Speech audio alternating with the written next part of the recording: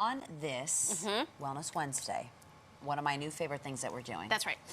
We're focusing on mental wellness. That's right. May is, among many things, Mental Health Awareness Month. And in recent years, the dialogue around mental health, anxiety, and therapy has become more prevalent, in part because more celebrities have been sharing their own mental health struggles.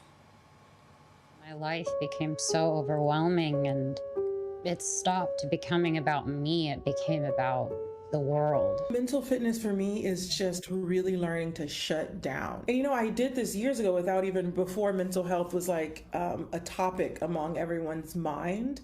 It was more just like, all right, I'm shutting myself down today. Therapy changed my life. Had I not found therapy, I'm not sure I'd be here talking to you right now.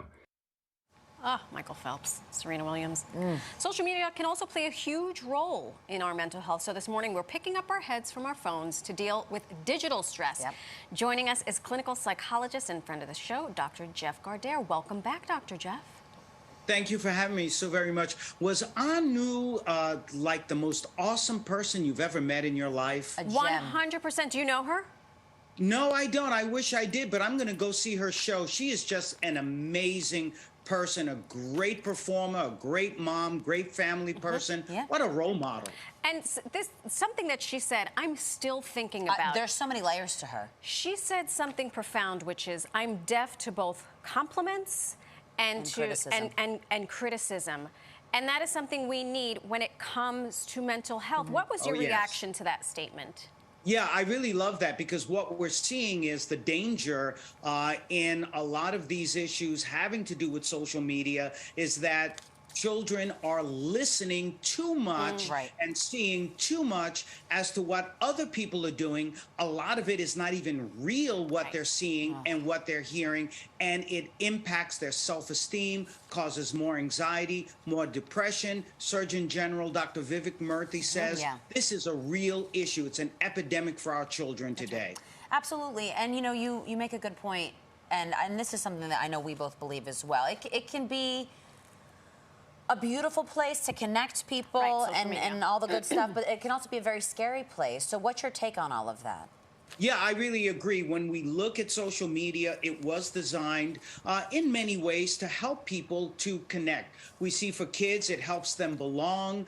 For other children who are marginalized, it offers support. And it's a great way to express oneself. The issue becomes when we are spending too much time, when our kids are spending too much time on social media, then we see major issues such as poor sleep, online harassment, low body image, low self-esteem, and as we talked about, higher depressive symptoms. That's right. I do think used for the forces of good, a lot of social media platforms are educational. My son and I were doing Spanish homework, and he said, oh, the preterite and imperfect, and he showed me a TikTok video, and I was like, oh my gosh, use as a benefit. But when at 1 o'clock in the morning I wake up and I see he's still on his phone, then there's a concern. But I think that applies to adults and children. So what do we do to sort of walk the middle and not be, swing in one direction or another?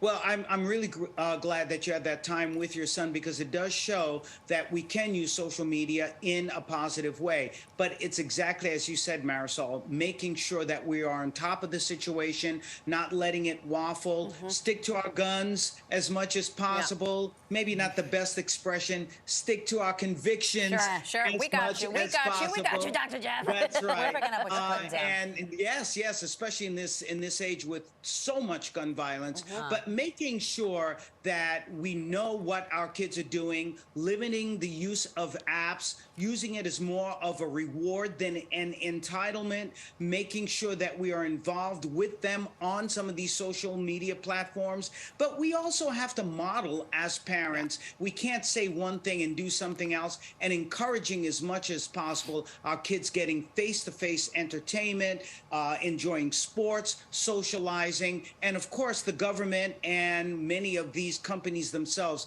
need to do more research and get more common sense regulations passed as to how to make social media healthier for our children. Gotta take the responsibility. Now, is there a way to tell, I'm asking for myself and other adults out there too, when we have hit the point, I don't want to say the point of no return, but when, is there like a or a way that we can check in with ourselves to kind of say, okay, it's time to take a step back? That's part one of my question. Part two would be, what do we do in that situation once we've arrived there? I mean, I assume we don't want to go cold turkey and just say, I'm getting off social media altogether. And also for our work. Yeah, and there are we a lot have of to people, kind of be connected almost at all times. Right. So how do we do that? How do we balance that healthily? Well, if you're on the devices, as we know, computers will tell us how much screen time that we are spending. And if we see that it is an inordinate amount of time, well, then certainly we should step back. When it comes to our kids and getting them to limit some of their use, let's be real here. We're parents. They are going to coerce us. They are going to make us nuts about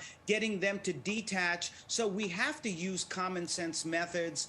Trying to get them to go cold turkey is not really going to work, but just giving them as much reinforcement as possible when they're spending time off of that particular device or off of one of these, particular apps that they're on. But more than anything else, just as Marisol has talked about, it's important for us to introduce different ways for them to be able to interact in the healthiest ways, and then reinforce once they're able to do that. Dr. Jeff, you are always so wise and so knowledge. helpful. Thank you so much for joining us today. It's a pleasure. Thank you so very much.